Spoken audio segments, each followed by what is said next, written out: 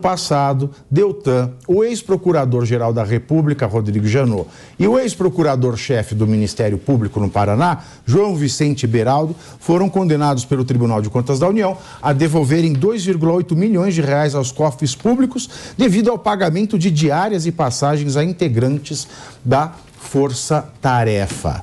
E agora a Justiça o condenou a ressarcir os valores gastos, né? O STJ, que funciona assim, para quem não entende, tem lá a primeira instância, você é um cidadão comum, vai lá no juiz, o juiz sentencia, recorre, vai para um tribunal de justiça ou vai para um tribunal regional federal. Tem dois tipos de recurso, se fere a lei federal, ainda cabe recurso ao STJ. Se tem matéria constitucional, ao STF, se tem os dois, aos dois. E assim os processos se eternizam no Brasil. Doutor Deltan Dallagnol já está conosco? Só estamos ajustando aqui, né? Você veja que eu vivo aqui num impasse. Eu vivo num impasse danado aqui. Eu estou igual o João Kleber. Vou falar assim, daqui a pouco nós vamos chamar o deputado Deltan Dallagnol. Para tudo. Eu estou me sentindo o João Kleber hoje, mas agora sim. Doutor Deltan Dallagnol está com a gente. Muito boa tarde. Como vai, doutor? Claro, como vai, que pergunta imbecil a minha, né? Porque nós vimos o seu vídeo ontem, essa condenação que o STJ lhe impôs, de quanto é e qual é o absurdo da fundamentação dessa decisão que o doutor reclamava, expunha nas suas redes sociais. Se o senhor puder contar para a gente, eu agradeço. Olá, Pavinato, Marcelo, Paulo, Kobayashi, Daniela. Esse valor que vai ser cobrado de mim é de mais de 3 milhões de reais. E quando você pergunta qual é o absurdo, é tanto absurdo que eu não sei nem por onde começar. Para começo de conversa, vou começar lá do começo. O que aconteceu na Força Tarefa da Lava Jato? Existe um investimento para trazer procuradores de todo o país, especialistas em colaboração premiada, em lavagem de dinheiro, em cooperação internacional, para fazer a Lava Jato funcionar, para que ela pudesse, com investimento de 3 milhões de reais, recuperar mais de 15 bilhões de reais para os cofres públicos. Aí passou o tempo e, de repente, um ministro do Tribunal de Contas da União, afiliado político de Renan Calheiros, que ambiciona uma vaga no Supremo Tribunal Federal, objeto de delação da Lava Jato, toma um caso para dizer, olha, esse valor que foi pago, ele está dentro da lei, ele é legal. Mas veja bem, ele não é muito econômico. Poderiam ter transferido as pessoas para Curitiba para elas trabalharem, o que não é verdade, porque você não pode obrigar a transferência de pessoas do Ministério Público, porque vários dos que trabalhavam eram procuradores regionais que não podem ser transferidos para Curitiba por uma série de razões. Mas avançou aquele procedimento no ano eleitoral, a toque de caixa, contra os pareceres da área técnica do Tribunal de Contas, contra o parecer do Ministério Público do Tribunal de Contas, contra o entendimento do Ministério Público Federal, todo mundo que é técnico dizendo foram legais os valores, não tem o que cobrar dos procuradores, e aí ele avançou aquilo e buscou me responsabilizar junto com o Rodrigo Janot. Mas com um absurdo maior ainda, porque no meu caso eu não recebia as diárias, elas eram pagas para procuradores que vinham de outros lugares, assim como as passagens, qualquer empresa faz isso, quando tem que deslocar uma pessoa de um lugar para outro, paga o deslocamento e paga o dinheiro para a pessoa custear a sua vida temporariamente no outro lugar. E agora eles querem cobrar de mim, que não recebi, que não paguei, que não mandei pagar. Todo mundo que atua no Tribunal de Contas está abismado, porque nunca viram um caso em que é responsabilizado alguém que não é ordenador de despesa, ou seja, que não faz o pagamento, que não pede, que não autoriza, que não opina, que não manda pagar, e é responsabilizado alguém que não é o beneficiário. Há um ponto em que o juiz de primeira instância que atuou nesse caso, a gente levou à justiça, disse que existem manifestas de evidentes ilegalidades e indícios de quebra de impessoalidade, ou seja, indícios de perseguição política. Dessa turma dos ministros políticos que me condenaram a pagar esse valor, 3 dos 4 foram atingidos pela própria Lava Jato ou por seus desdobramentos. E aí eu consegui as decisões favoráveis na justiça por um juiz técnico concursado de primeira instância, só que a União foi buscar lá no STJ derrubar essas minhas liminares, suspender isso, suspender inclusive a sentença favorável a mim que anula o procedimento do TCU. E lá no STJ, eu perdi agora, essa semana, um dia depois de ser executada a minha cassação na Câmara, eu perdi no STJ numa decisão por 6-5 ministros. E se você vai olhar, os 6 ministros que suspenderam essa decisão da Justiça, e essa suspensão no STJ, gente, é algo muito anormal, é muito excepcional se dar essa suspensão. Só quando as decisões da primeira instância têm um efeito sistêmico, está longe de acontecer isso no meu caso. E aí esses 6 ministros, sendo que desses 6, 2 foram atingidos em delações e um terceiro teve o filho acusado na Lava Jato, eles suspendem essas decisões favoráveis a mim da primeira instância e mandam o processo do TCU seguir. Qual que é o problema disso? O problema é que quando acontece essa figura que a gente chama de suspensão de segurança no STJ, não importa se eu tiver sentença em meu favor, se eu tiver acordo em meu favor anulando o processo do Tribunal de Contas, não vai valer nada disso, só vai valer no final, no trânsito em julgado. E nesse meio tempo, que pode demorar 10 anos, o Tribunal de Contas vai para cima de mim. Vai com essa condenação para cima de mim, buscar bloquear o patrimônio, atingir o patrimônio meu, da minha família. O sistema no Brasil não basta para ele alcançar impunidade, ele quer vingança de quem combateu a corrupção, para que ninguém nunca mais ouse colocar na cadeia os políticos corruptos do nosso país. Talvez o valor tenha sido baixo, 3 milhões. Se fosse 1.480 bilhões, igual o quadrilhão do PT, né, ficariam elas por elas. Mas eu vou começar aqui, professor Marcelo Suano vai lhe fazer uma pergunta. Deputado, uma boa tarde. A minha perspectiva, o meu posicionamento começa, eu vou continuar lhe chamando de deputado, independentemente daquilo que foi apresentado, por uma razão muito simples. É um direito meu, como cidadão, reconhecer os mais de 300 mil votos que o senhor recebeu e uma configuração muito plena de uma perseguição que está sendo feita ao senhor. E o senhor não merece, independentemente de haver discordâncias acerca de algo que o senhor possa ter feito, que tais discordâncias deveriam ou não, a situação que nós tínhamos de uma árvore tomada de cupim, apenas certas metodologias poderiam trazer resultado de mostrar os cupins que estavam tomando conta dessa árvore. Foi o que o senhor fez, razão pela qual haverá capítulos de livros da nossa história falando do senhor. Gostem ou não algumas personalidades. A minha pergunta é muito simples. Se porventura isso configura uma perseguição, suponhamos que configure. Eu não sou jurista para poder identificar com tão grau de clareza. Se configurar uma perseguição, o que falta para fazer uma denúncia em cortes internacionais? Porque, convenhamos, isso aí já foi além da normatividade jurídica brasileira. Se assim é, e se configurar uma perseguição, o que falta? Marcelo, a gente vive num momento do nosso país em que o direito não importa mais.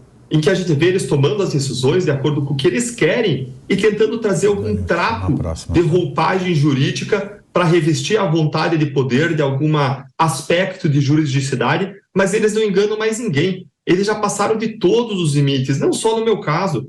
Olha o que aconteceu com o Anderson Torres, preso mais de 3 meses sem acusação. Eu nunca vi isso acontecer na minha história. Olha aquelas pessoas presas em Brasília, acusadas, mais de 1.000 pessoas, sem individualização de condutas, sem provas individualizadas. Eu nunca vi isso acontecer na história. Eles mantêm os casos lá no Supremo e não descem para a primeira instância porque várias pessoas ao longo do caminho, juízes, embargadores não comprometidos, iam trancar isso, iam impedir que isso avançasse. E agora, olha o que aconteceu nesse meu caso. Eles me caçarem inventando lei onde não existe, inventando uma situação de inelegibilidade.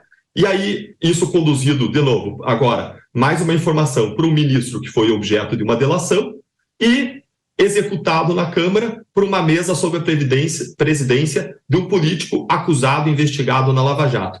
Existe hoje muita gente no barco de reação contra a Lava Jato.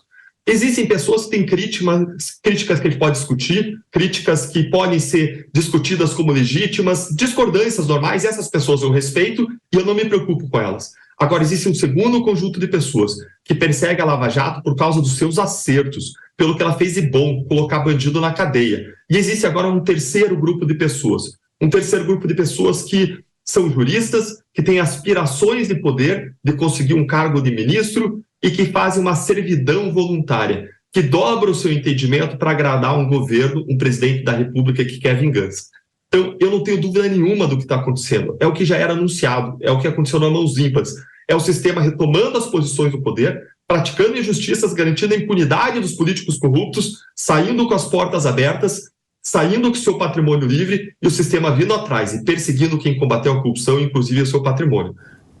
Em relação à decisão do Tribunal Superior Eleitoral, para a gente levar para uma corte internacional, a gente tem que esgotar todas as instâncias do Brasil. A gente tem que esgotar o julgamento do Supremo Tribunal Federal para só depois levar para a corte internacional. Agora, até isso acontecer, vai demorar anos, anos e anos, e certamente vai se perder o objeto disso, porque depois de 4 anos, o meu mandato, em tese, estaria encerrado. Agora, o que a gente vê é, assim, um ambiente de perseguição, de injustiça, e o que me preocupa é qual é o país que nós estamos construindo e o que a gente pode fazer para resgatar a justiça, o Estado de Direito, um país em que os governantes não pratiquem injustiça, em que não se curvem as decisões aos interesses próprios e pessoais das pessoas, e sim ao interesse público, e sim ao cuidado dos brasileiros. De fato, e o Brasil ele já está numa situação bastante vexatória diante da comunidade nacional depois dessa vinda do Maduro, esse presta atenção que o Lula deu na própria ONU diante de provas tão substanciais de que Maduro é um estuprador, torturador, ditador. Eu acho que nós estamos num momento precisando de um tribunal internacional. Eu vou passar agora para Dani Alves. Dani Alves. Bom, deputado, uma boa tarde. O senhor estava descrevendo, não é, o atual cenário do nosso sistema político e jurídico do nosso país, extremamente difícil. O senhor considera que o nosso sistema político e jurídico está definitivamente falido? Até onde o senhor vai continuar, não é, nesta luta para conseguir fazer valer os direitos, né, e evitar que mais abusos ocorram? E, por outro lado, se me permite adendar outra pergunta, se este cargo que possivelmente o senhor vai assumir no Podemos, ele é um cargo que vem justamente para te dar uma sobrevida e a possibilidade de continuar lutando, ou pode ser visto também como uma estratégia geral de poder de te calar, colocando um cargo que vai deixá-lo de lado da cena política? Dani, várias pessoas me falaram, me recomendaram, inclusive publicamente, tem tweets nesse sentido, mensagens nesse sentido, falaram: Deltan, saia do país porque você vai ser perseguido. E a conversa com a minha esposa ao longo desses dias foi que a gente pode desistir e cuidar da nossa vida. Agora, ao mesmo tempo que a gente pode desistir, a gente não pode desistir, porque se a gente desistir, a gente está desistindo do que a gente acredita. A gente está desistindo de nós mesmos. A gente está desistindo de lutar pela nossa família, seja a nossa família nuclear, seja a nossa família, os filhos de uma mesma pátria, os brasileiros, com quem a gente divide, compartilha um destino e compartilha uma luta. Uma luta em que as pessoas me param toda hora para dizer que choraram quando souberam da decisão, que estão comigo, e me pedem por onde eu vou, dizendo: não desista, siga em frente. Eu vivo um momento em que eu tenho a certeza de que não existe caminho se não seguir adiante, e eu vou ficar no Brasil, sejam quais forem as consequências. Eu vou pagar o preço de lutar pelo Brasil, pelas pessoas que eu amo, pelos brasileiros, porque vale a pena pagar o preço para lutar por aquilo que a gente acredita. Perder não é desonroso, perder lutando. Desistir do que se acredita, desistir de lutar, isso sim seria desonroso para mim. E quando eu penso em quais os caminhos, existem várias alternativas, várias portas que as pessoas estão abrindo. Eu recebi uma série de convites, uma série de possibilidades. Agora a questão é parar e refletir qual é o melhor caminho para a gente produzir transformação. E eu não tenho dúvida sobre o nosso objetivo. O nosso objetivo é, quando o sistema derruba um, a gente tem que erguer 10 no lugar desse um que cai. A gente tem que invadir democraticamente o Congresso Nacional para lutar contra a injustiça. Enquanto a gente tiver um monte de corruptos nos governando em posições de poder, nós não vamos construir o Brasil que nós queremos. Nós não vamos ter o país dos nossos filhos. Enquanto a gente vê nos governando pessoas que roubam dinheiro e matam pelas filas dos hospitais, pelas faltas de medicamentos, pelos buracos nas estradas, matam pela falta de oportunidades na educação, matam pela falta de segurança pública. Enquanto a gente vê nossos governantes com as mãos sujas do sangue do nosso povo, assassinos, nós não vamos construir o Brasil que nós queremos. E mais, nós não vamos construir esse país enquanto nós nos dobrarmos por medo, por omissão ou por simplesmente um conforto ao arbítrio e aos desmandos. A minha visão é que a gente precisa organizar nossos esforços. Tem muita gente disposta a lutar por mudança. O que a gente precisa é gerar organização política para a gente colocar no Congresso Nacional uma série de pessoas que se disponham a lutar por um Brasil melhor. E eu me disponho a me unir a esse grande esforço dos brasileiros. Agora, o momento hoje é de reflexão sobre qual é o melhor caminho, quais são os melhores instrumentos. Eles podem tirar o nosso mandato, mas eles não podem tirar a nossa voz. Eles não podem tirar a nossa determinação, a nossa vontade. E onde existe uma vontade, existe sim um caminho. Bom, espero que... Eu não sei o que eu faria sem a minha voz, mas você sabe que eu sempre cogito, todo santo dia quando eu acordo, nunca passei isso na vida. Eu falei, o que será se eu não puder mais falar? E realmente é algo que me preocupa, deputado. Vou passar ao professor Paulo Nicoli. Boa tarde, deputado. Eu tenho duas questões para o senhor. A primeira delas é se o senhor, antes de se candidatar a deputado federal, o senhor havia calculado esses riscos, como o senhor bem julga, de perseguição. E se entre esses riscos, você tem alguma perspectiva de repente, isso poder gerar não só a questão da multa, mas uma prisão, entre outros processos. E se isso ocorrer, o senhor pensa, de fato, deixar o país ou, de fato, permanecer na luta, ainda que, na sua visão, a justiça possa levar até as últimas consequências esses processos todos? Paulo, a minha visão de mundo é de que tudo aquilo que a gente tem, a nossa influência, a nossa voz, as nossas possibilidades, os instrumentos que a vida, o que Deus colocou na nossa mão, não são nossos, mas devem estar a serviço das pessoas. Essa é a visão minha, em razão da minha visão de mundo cristã. É assim que eu olho meus heróis da fé, desde aqueles que estão na narrativa bíblica, até todos aqueles que depois vieram e que lutaram por grandes causas. Mais recentemente, Martin Luther King, que foi alguém que lutou contra a injustiça e que sofreu muitas injustiças. Agora, as injustiças praticadas contra ele gritavam e geravam união. E foi essa força da injustiça praticada contra as pessoas que lutavam por justiça que gerou uma imensa mobilização e empurrou a história na direção da transformação. Eu não vou desistir, eu não vou sair do Brasil, eu vou ficar aqui e eu vou pagar o preço de lutar. Agora, ao mesmo tempo, eu tenho a gratidão em relação a todas as pessoas que têm lutado junto comigo, que têm decidido não desistir e que estiveram comigo dos momentos mais tristes, mais difíceis, mais tenebrosos ao longo da história. Quando eu saí do Ministério Público, essa foi a decisão mais difícil da minha vida, porque eu saía de uma carreira com 18 anos consolidada, saía de uma carreira em que eu tinha uma série de proteções, em que eu tinha uma perspectiva de aposentadoria, e eu tenho uma filha com problema de desenvolvimento, que se acontecesse alguma coisa comigo, ela teria uma garantia, uma segurança financeira para o resto da vida dela. E logo depois que eu saí do Ministério Público, eu sabia que a jornada não seria fácil. Agora, eu sabia que na Itália se viveu muita perseguição, mas eu não imaginava que a perseguição seria tamanha. Agora, isso não muda. A minha vontade, a minha disciplina, a minha determinação de seguir lutando. E o que aconteceu logo depois de eu ter saído do Ministério Público, poucos meses depois, tinha abandonado a minha estabilidade financeira, tinha abandonado a minha segurança, que era o Ministério Público, e poucos meses depois o STJ, numa decisão também totalmente esdrúxula, que reverteu decisões técnicas de juízes técnicos e concursados da primeira e da segunda instância, contrariando a própria jurisprudência do STJ, que dizia que o tribunal não revia fatos e provas, e contrariando um precedente vinculante do STF, que dizia que esse tipo de ação não podia ser entrado contra a pessoa física do procurador. Eles me condenaram a indenizar Lula, no valor que, com juros, correção, etc., ia chegar perto de R$200 mil. E o que eu vi acontecer foi um grande mover das pessoas solidárias, começando uma grande campanha de doações voluntárias, espontâneas, depositando na minha conta corrente, e aquilo acontecer de, ao longo de 36 horas, uma coisa que eu nunca vi na história, sem alguém pedir, entrar mais de R$500 mil na conta por mais de 12 mil pessoas. Eu vejo as pessoas dizendo: Deltan, não se trata de você, se trata da causa pela qual você luta.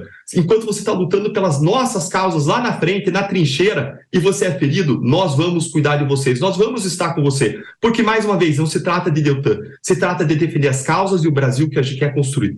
Eu acredito sim na força desse povo, na força de tantas pessoas que estão indignadas com tudo que está acontecendo, na força de tantas pessoas que querem lutar para mudar o Brasil e para construir um país mais justo, mais próspero, mais solidário, mais fraterno, um país que funcione, um país em que nós não vejamos um Sérgio, o Sérgio corrupto, saindo pela porta da frente, fazendo rolê no Rio de Janeiro, e outro Sérgio, que combateu a corrupção, virando réu no Supremo Tribunal Federal por uma piadinha de festa junina. Nós não queremos o país em que Eduardo Cunha, livrado das suas condenações, dos seus processos, alcançando impunidade, quando tinha contas com milhões de dólares no exterior, e o país em que aqueles que combatem a corrupção, pessoas como eu, outros agentes da Lava Jato, são perseguidos e são condenados a pagar milhões de reais por terem feito o seu trabalho contra os maiores corruptos do país.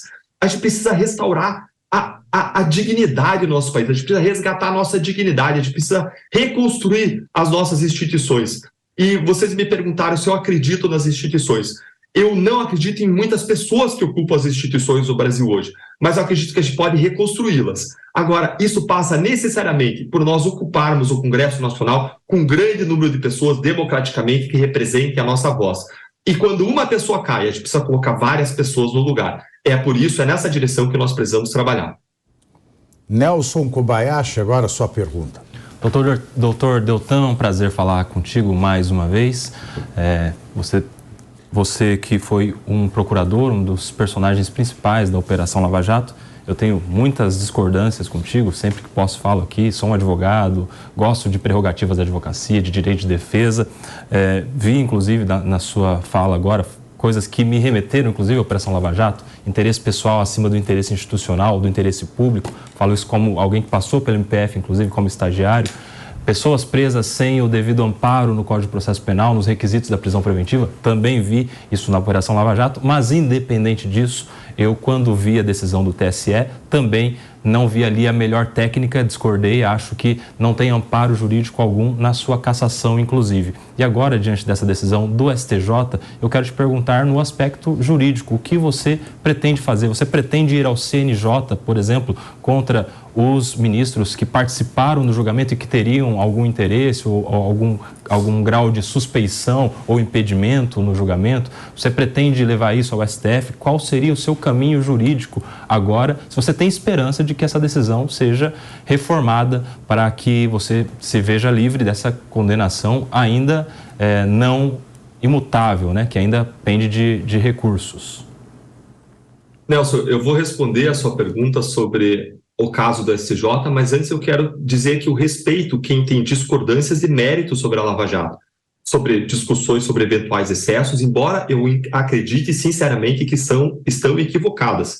E quando você menciona prisões preventivas indevidas, eu queria te perguntar qual prisão preventiva foi indevida, de quem? Qual pessoa foi indevidamente presa? Para usar o seu exemplo agora, que você dizia dos dois Sérgios, o Sérgio Cabral é um corrupto confesso. É alguém que todo mundo sabe que, porque ele mesmo disse, participou de corrupção. Mas ele não tem nenhuma decisão condenatória com trânsito em julgado. Ele estava preso há 6 anos preventivamente. E o próprio STF tem jurisprudência de que a prisão preventiva não pode ser indistinta no tempo, né? Não pode ser eterna preventivamente. Então, é um exemplo que você trouxe e eu já te digo que é uma prisão ilegal preventivamente por 6 anos. Nelson, você é contra todas as prisões preventivas quando o réu vai levar o caso ao Supremo Tribunal Federal. Isso significa que ninguém vai ficar preso. Por quê? Porque seja um ladrão, seja um assassino, seja um estuprador, se ele tiver um bom advogado, ele vai fazer o caso dele demorar 6 anos, 10 anos, 15 anos, 20 anos, e muito provavelmente grande parte deles vai morrer antes de chegar ao trânsito em julgado e nem sequer vai ser punido. A gente está falando aí de um problema do nosso sistema e de uma discordância de ponto de vista. Eu respeito o seu ponto de vista, mas eu entendo que se a pessoa pratica 1, 2, 10 homicídios, 1, 2, 10 estupros, 1, 2, 10, 100 mil crimes de corrupção, tem 300 milhões de reais no exterior, tem dinheiro que a gente não conseguiu bloquear, não conseguiu descobrir. Aliás, a ele se aplicava sim a tese do crime permanente porque mantinha uma lavagem de dinheiro. Eu acredito sim que essas pessoas devem ficar presas enquanto existir um risco à ordem pública, enquanto a sua liberdade representar o risco para a sociedade, ainda que fique 1, 2, 3, 5 anos, e isso vai demorar todo esse tempo, justamente porque o nosso país não tem prisão em segunda instância e porque a gente tem recursos sem